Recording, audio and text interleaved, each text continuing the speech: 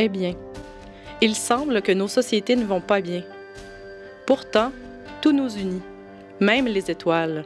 Et dans l'urgence sociale, des personnes espèrent un nouveau siècle de lumière, un pays porteur de gestes solidaires.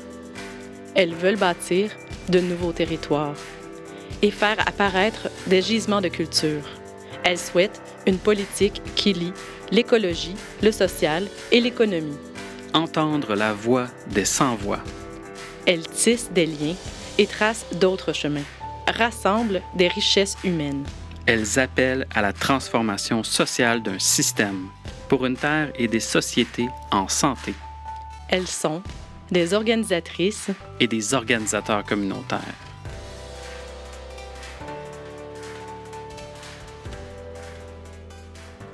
Le transport, c'est important parce que c'est un réel facteur d'inclusion sociale et économique, tant pour l'accès aux services, aux organismes communautaires, à la santé. On les accompagne dans l'action, on ne fait pas l'action nous-mêmes. C'est pas l'intervenant qui va aller au conseil municipal dire « Ah, vous n'avez pas pensé ». On est là avec les personnes. Puis à travers tout ça, ça s'inscrit dans ce que la direction de santé publique souhaite aussi. Tu sais, dans le fond, ce qu'on veut éviter, ce qu'on veut, c'est qu'il y ait le moins d'écart, que les gens s'impliquent. On va chercher l'empowerment. Ça s'inscrit là-dedans. Là. On n'est pas à côté, on est dans les déterminants de la santé. C'est que l'inclusion sociale, ça commence par le transport. L'importance du transport va au-delà des enjeux économiques et environnementaux. L'accessibilité au transport influence grandement l'équité dans la société. C'est un facteur d'intégration, de participation et d'inclusion sociale, de même que de santé publique liée aux inégalités sociales. C'est pourquoi toutes les interventions venant favoriser l'accès au transport sont importantes. Dans le reportage qui va suivre, nous allons découvrir une démarche d'organisation communautaire s'appuyant sur l'approche socio-politique. Nous allons à la rencontre de citoyens, de groupes et d'intervenants déployant une action pour interpeller les pouvoirs publics du territoire de Rimouski-Neigette. Ce reportage se divise en 3 parties. 1. Le problème et son impact sur les populations plus démunies. 2. L'origine de l'action et les stratégies mises en place. 3. Les techniques et les rôles de l'organisation communautaire.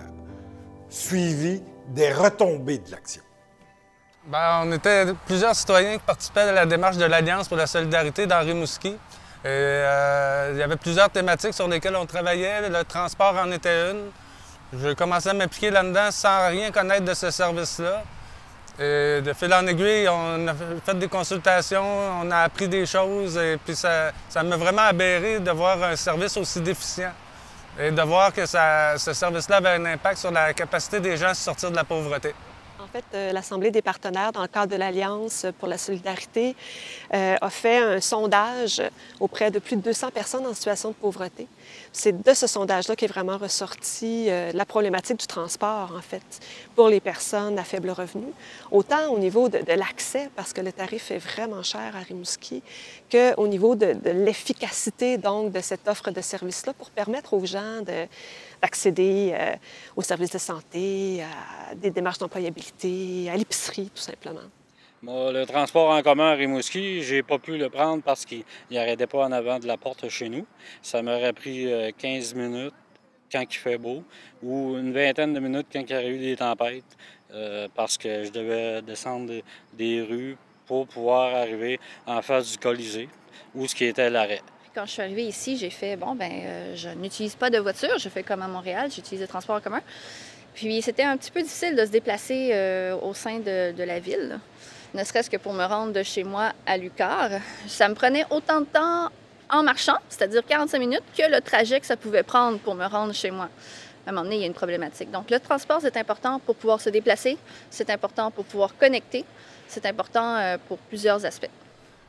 Premièrement, une des choses que je connais, c'est que si tu es une personne assistée sociale et que tu n'as pas de permis de conduire dans la région du Bas-Saint-Laurent, la ville de Rimouski, tu vas avoir plus de difficultés à t'en sortir. Le tarif est cher, ça coûte 105 $ par mois à chaque mois. Et pour les personnes en faible revenu, c'est vraiment pas accessible pour tout le monde. Et aussi, je dirais aussi, c'est la desserte, là, le trajet est long.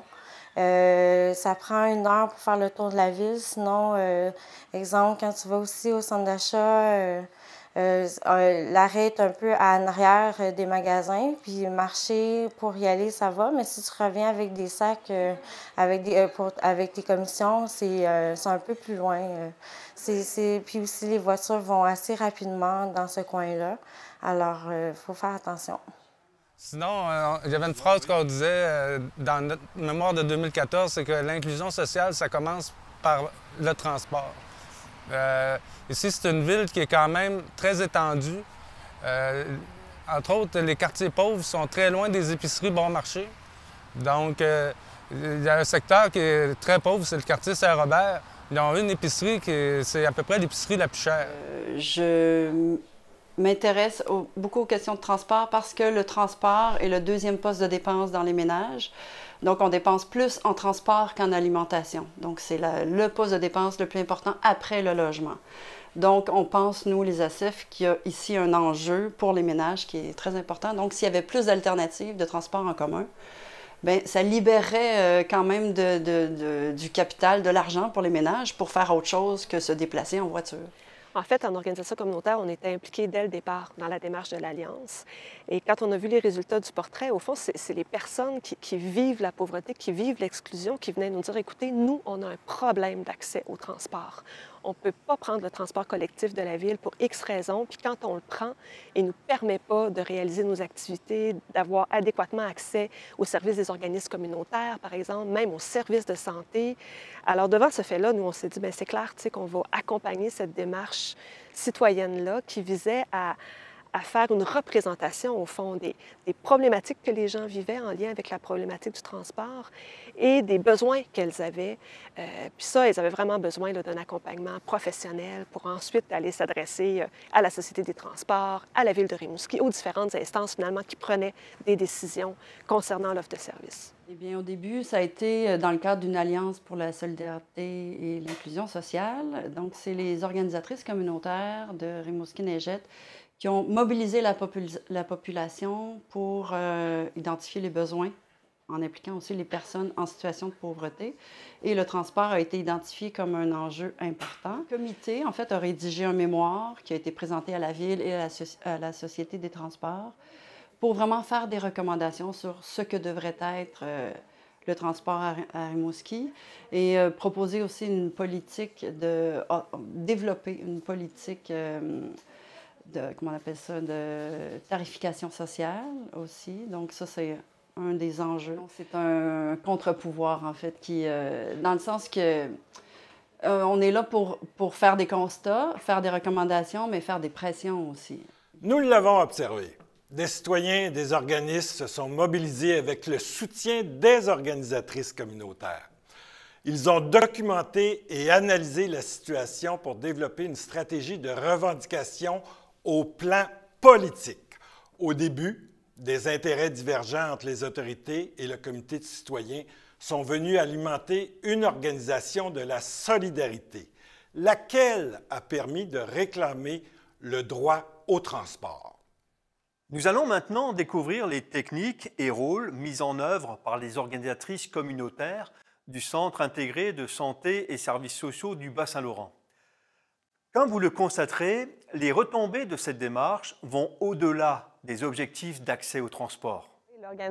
L'organisateur communautaire, dans un dossier comme celui-là, va avoir un rôle beaucoup à travers les processus de soutenir la participation des citoyens en offrant des outils pour analyser, comprendre la situation qui cause problème, mais aussi dans la réflexion aussi après sur quelle stratégie on va adopter, comment on va planifier nos prochaines actions pour faire revendiquer nos droits. Mais il y a aussi tout l'aspect de soutenir la mobilisation des citoyens dans tout le processus qui est des fois parfois long. Donc, souligner les bons coups, se donner des espaces pour être ensemble, puis favoriser la participation de chacun et chacune à travers les différentes étapes. Ah, les organisateurs communautaires, moi, je dirais qu'ils sont essentiels dans ce genre de démarche-là parce que, en fait, rassembler des gens, c'est pas facile. Ça prend une logistique pour déjà trouver le lieu, trouver les dates. S'il n'y a pas des gens qui travaillent à la mobilisation, pour encadrer tout ça, ça devient une démarche citoyenne qui repose uniquement sur le bénévolat. Les organisateurs et organismes communautaires, pour moi, quand je suis embarquée sur le comité, c'était vraiment un rôle pivot. Ce sont des gens qui connaissent les problématiques sur le terrain, donc les personnes qui ont des faibles revenus, qui sont vulnérables.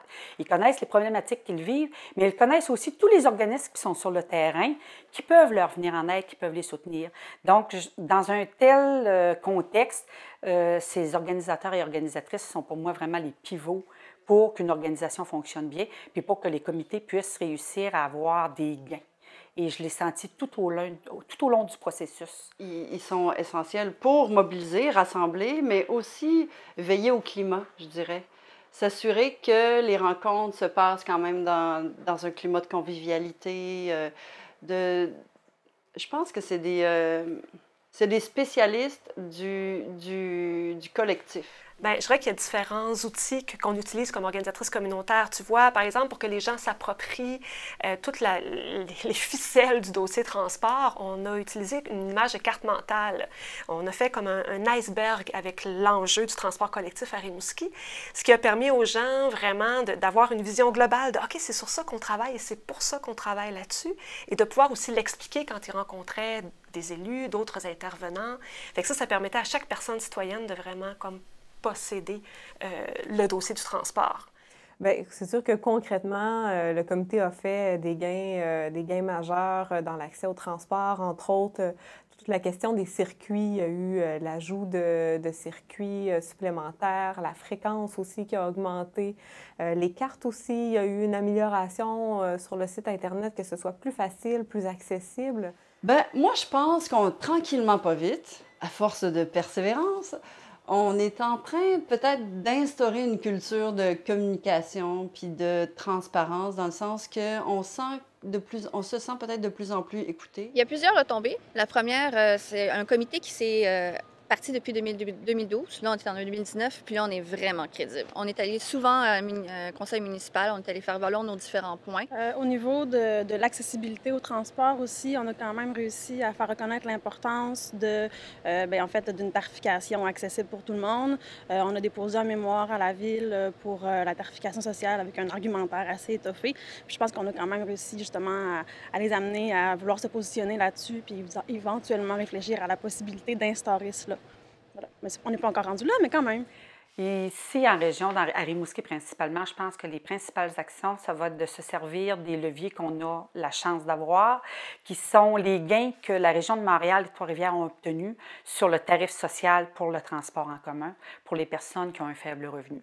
Donc, à partir de ça, je pense qu'on peut aller de l'avant et mieux défendre le dossier auprès des élus municipaux, auprès de la STR aussi. En dehors des gains concrets que le comité a fait, il y a tout le développement des personnes citoyennes dans cette démarche-là qui est au cœur de l'action sociopolitique.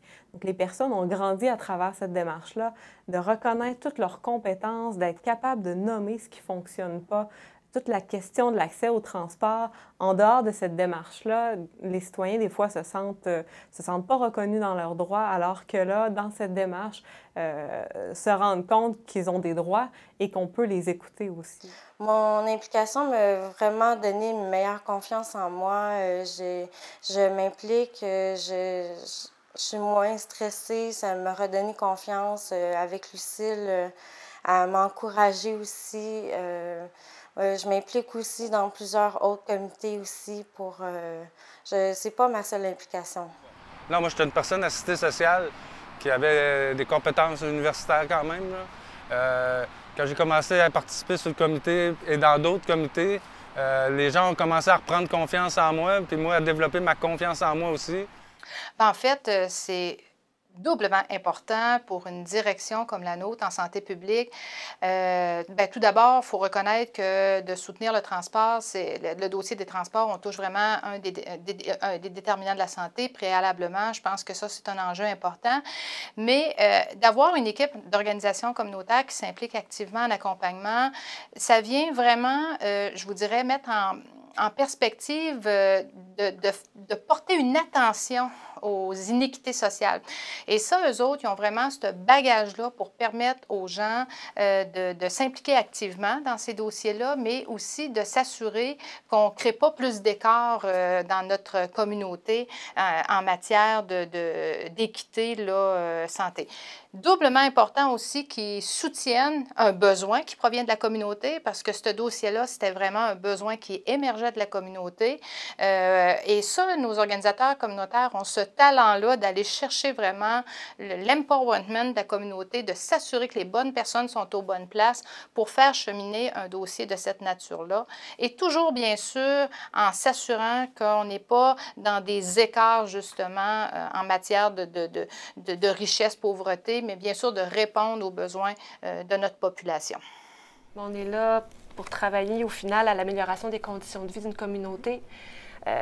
Ça veut aussi dire parfois de faire de l'action sociale puis d'accompagner des gens dans leur revendication de leurs droits. C'est aussi ça le rôle de l'organisation communautaire. Puis ça veut dire de prendre le temps puis de voir à quel point c'est important de faire cette démarche-là avec eux parce que ça a des retombées, même si parfois, ça paraît long, mais il y a une réelle, des retombées significatives après ce temps-là. Donc, il faut le faire reconnaître, ça, que c'est aussi une façon d'intervenir. Mais moi, j'ai envie de dire que la question de la participation citoyenne est vraiment au cœur de notre travail. Non seulement les personnes, ils connaissent leurs problématiques, les problématiques qui sont les leurs, mais ils ont aussi des idées sur les solutions à apporter. Puis c'est en mettant en commun leurs idées, celles des intervenants, le soutien des OC qu'on arrive souvent à innover dans les actions qu'on va porter. C'est vraiment, c'est l'interaction entre les deux, en fait, entre l'intervenant puis entre les personnes citoyennes. Donc, d'apprendre à travailler ensemble, de comprendre aussi notre réalité, parce que les citoyens, vont nous amener, c'est quoi leur réalité, qu'est-ce qu'ils vivent,